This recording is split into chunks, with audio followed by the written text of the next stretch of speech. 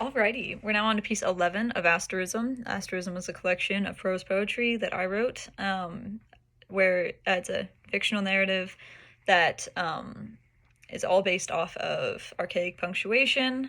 You guys can click around on my profile if you want to read these for yourself. I just thought it would be fun to read them to you, so in for the ride, I guess. Piece 11 is called Manicule. So the Manicule is an annotative punctuation used to draw readers' attention back to a certain place in the text.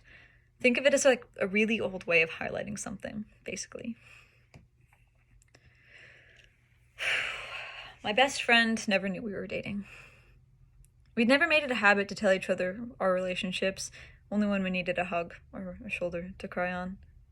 I did it because I knew he wouldn't approve of you, and he did it because his relationships were always going to be more temporary than me.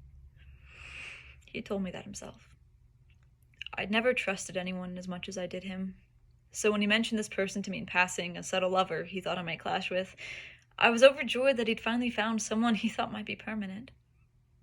I had you, even now I had you. I wasn't going anywhere away from you, and now he had them. He'd bring them up in conversation, and within a month he seemed in a much better mood. He'd point out the colors in the trees and draw my attention to the motions of the clouds. He'd scream at the wind if only to hear his own voice. He inspired me with the sound.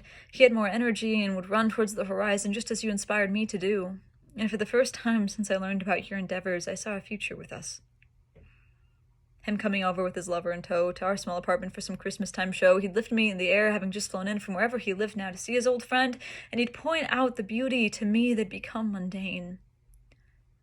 He'd draw my focus into the paintings that'd become a part of the backdrop, and the beauty in the eyes that I saw through. We'd start talking and try new topics nonstop. He'd love you. I know he'd love you. I just had to get through this phase of yours first to prove that I'd stay. Then we could be together in whatever way. If I can love you like this, I can love you every day. And he'd point out the beauty in that to me too. Whatever you put me through, I'll stay with you. Even it's objectively the wrong thing to do, because I just don't see a future without both of you.